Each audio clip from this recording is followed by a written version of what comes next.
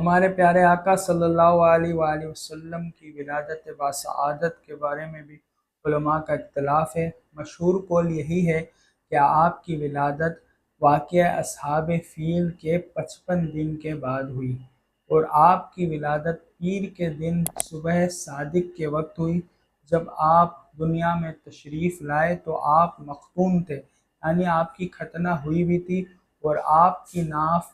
کٹی ہوئی تھی، اور آپ ہر طرح کی گندگی سے پاک و صاف ہو کر اس دنیا میں تشریف لائے، اور آپ سجدے کی حالت میں تھے جب آپ دنیا میں تشریف لائے، اور آپ کی شہادت کی انگلی آسمان کی طرف تھی، اور آپ کے لب پر ربی حبلی امتی جاری تھا، یعنی اے اللہ میری امت کا معاملہ میرے حوالے کر دے۔ شاعر کہتا ہے کہ ربی حبلی امتی کہتے ہوئے پیدا ہوئے، حق نے فرمایا کہ بخشا الصلاۃ والسلام۔